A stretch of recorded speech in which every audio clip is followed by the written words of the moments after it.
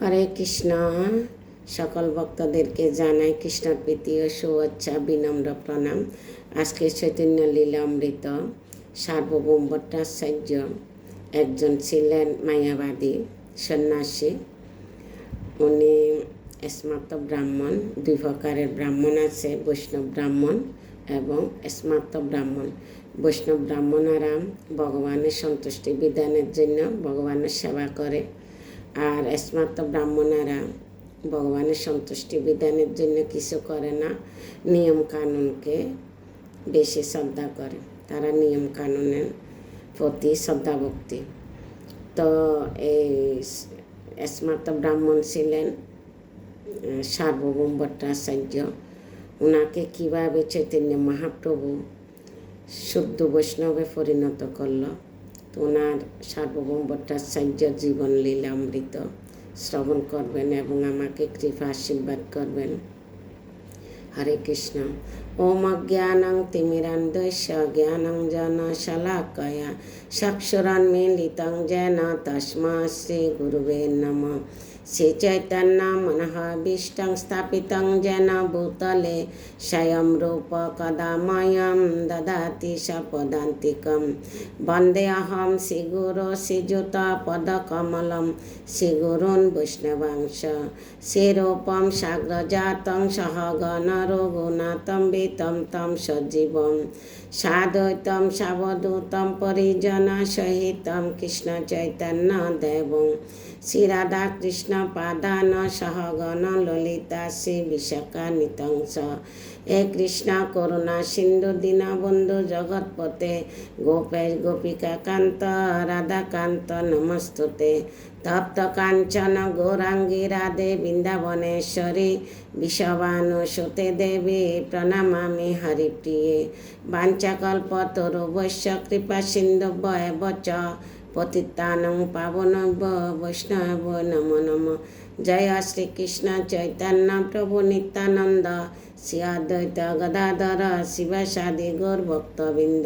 হরে কৃষ্ণ কৃষ্ণ কৃষ্ণ হরে হরে, হরে রাম রাম রাম হরে হরে। হরে কৃষ্ণ।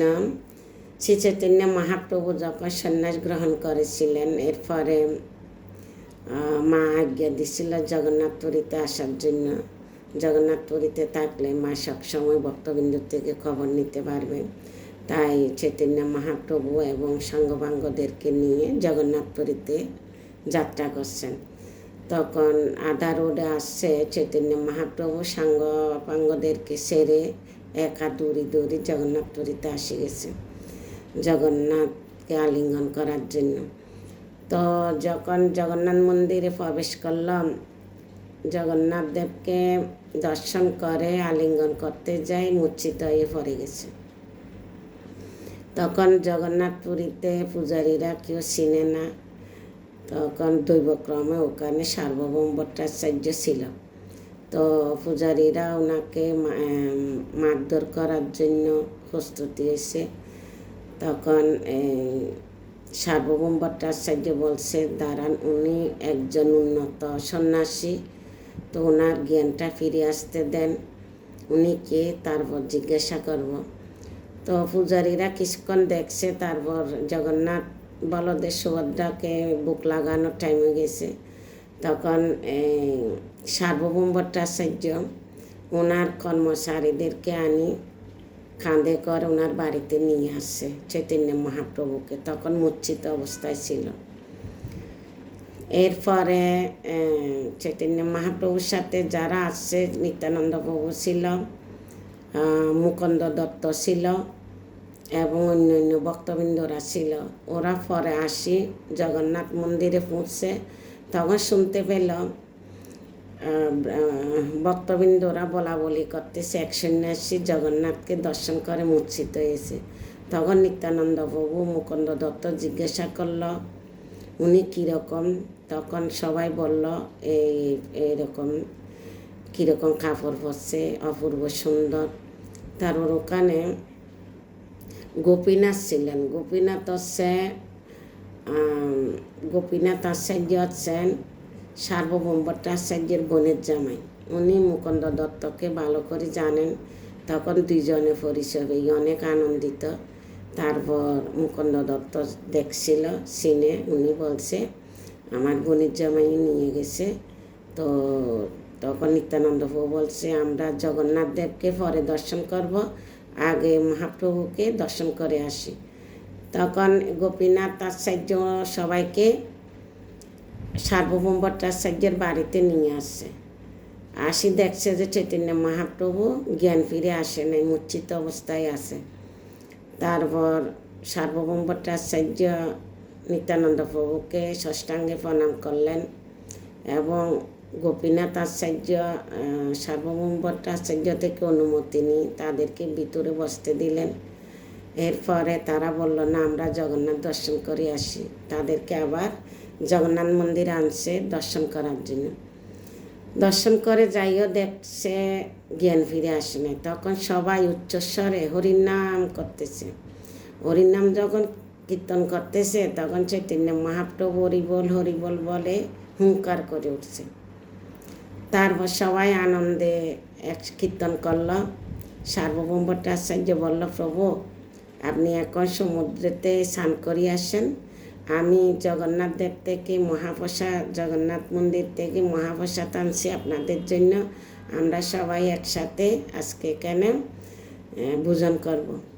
তখন চৈতন্য মহাপ্রভু তাড়াতাড়ি স্নান করে আসছে, সবাই মহাপ্রসাদ খেতে বসছে এবং সার্বভৌম ভট্টাচার্য পরিবেশন করতেছে।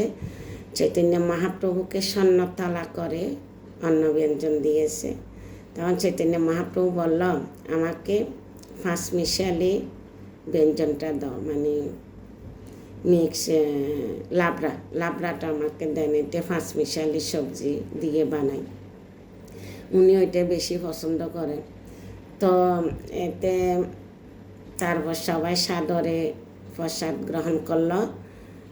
এরপরে গোপীনাথ আচার্য আর সার্বভৌম ভট্টাচার্য পরে প্রসাদ গ্রহণ করতে বসলো। এরপরে সার্বভৌম ভট্টাচার্য গোপীনাথকে জিজ্ঞাসা করলো চৈতন্য মহাপ্রভু সম্বন্ধে কি কি জানছ।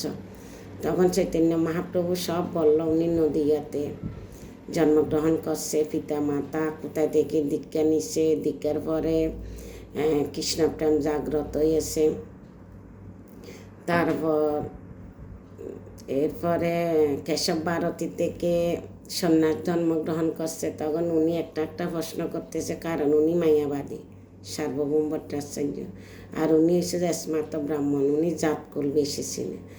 তখন বলল চৈতন্য মহাপ্রভু উন্নত মানে সন্ন্যাসী, উনি কেন ওনার নিচের স্তরের গুরু থেকে সন্ন্যাস দীক্ষা গ্রহণ করলো। তো অনেক কথা কাটাকাটি গেছে গোপীনাথের সাথে, গোপীনাথ আচার্যের সাথে কাটাকাটি করছে কেন। তারপর গোপীনাথ আচার্য বলল এতে তোমার কোনো দোষ নাই, পণ্ডিতের দ্বারা কখনো পরমেশ্বর ভগবানকে জানা যায় না। সার্বভৌম ভট্টাচার্য প্রতি প্রশ্ন করলেন, গোপীনাথ একটু সাবধানে কথা বলুন। যখন এই কথা বলছে তখন সার্বভৌম ভট্টাচার্যর একটু মাইন্ডে লাগে গেছে পণ্ডিত ধরে যখন কথা বলছে, কারণ উনি তেজমাত্র ব্রাহ্মণ। তো বলছে সাবধানে কথা বলুন, আপনি যে ভগবানের কৃপা লাভ করেছেন তার প্রমাণ কি। তখন গোপীনাথ আচার্য উত্তর দিলেন, পরম তত্ত্ব বস্তু সম্বন্ধে যথাযথ জ্ঞানে পরমেশ্বর ভগবানের কৃপার প্রণাম, এটা হচ্ছিল প্রমাণ। ভগবানের সমস্ত লক্ষণগুলি মহাপ্রেমাবিষ্ট অবস্থায় শ্রী চৈতন্য মহাপ্রভুর শরীরে আপনি দর্শন করেছেন, কিন্তু তবুও আপনি তাকে চিনতে পারেন না। একে বলে ঈশ্বরের মায়া। পরবর্তীতে গোপীনাথ আচার্যর কৃপায় ধীরে ধীরে মহাপ্রভুর প্রতি তার বিশ্বাস উদয় হয়। তারপর তিনি মহাপ্রভুকে বেদান্ত শিক্ষা দিচ্ছেন, কিন্তু মহাপ্রভু একটু শব্দ উচ্চারণ করেনি। তখন তিনি জিজ্ঞাসা করলেন, তুমি কে?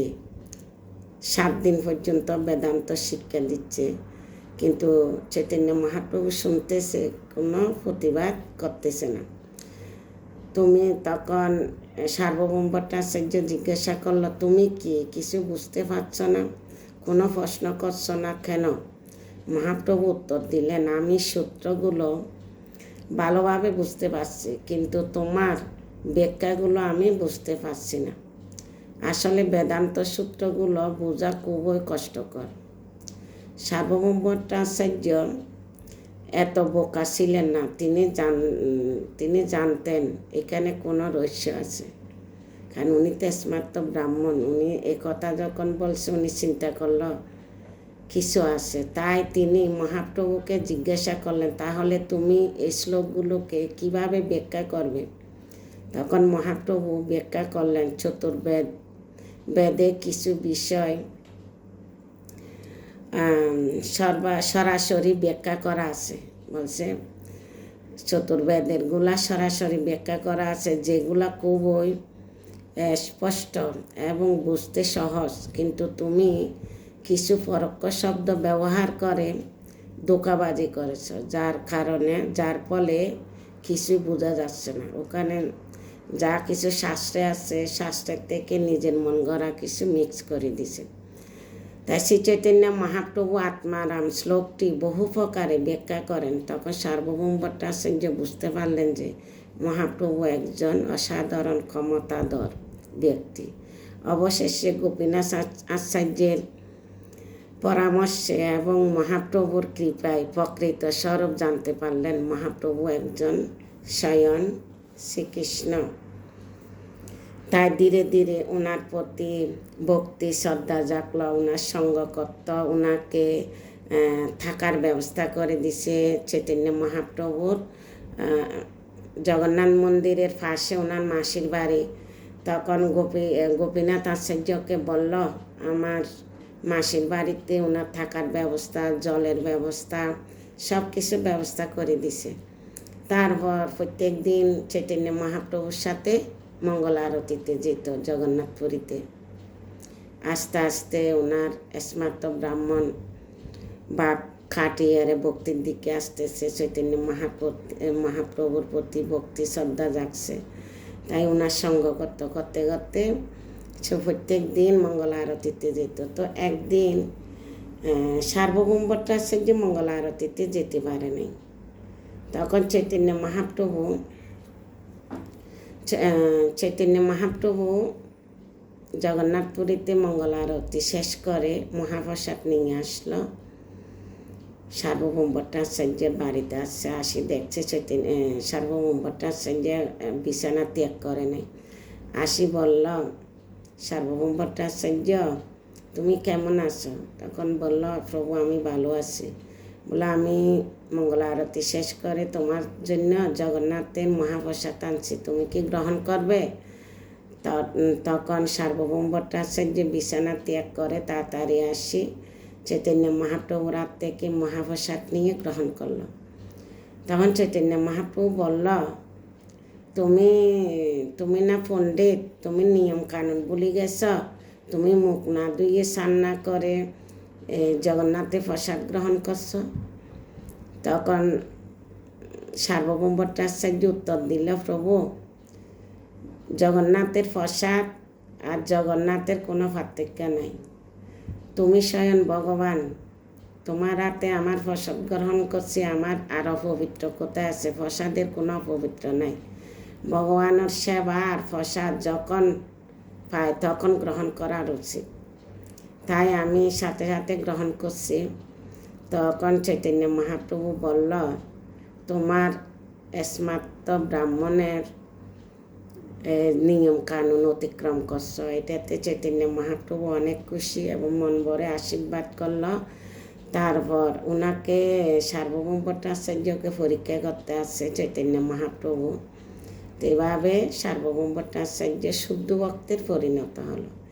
এরপরে প্রসাদ গ্রহণ করাবে ওনার বাড়িতে, ওনার পত্নী সবাই মিলে রান্না করে প্রসাদ গ্রহণ করবে। এটার লীলা আরেকদিন বলবো। হরে কৃষ্ণ।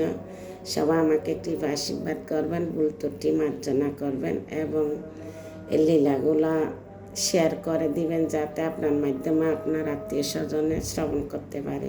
হরে কৃষ্ণ। সবাইকে প্রণাম।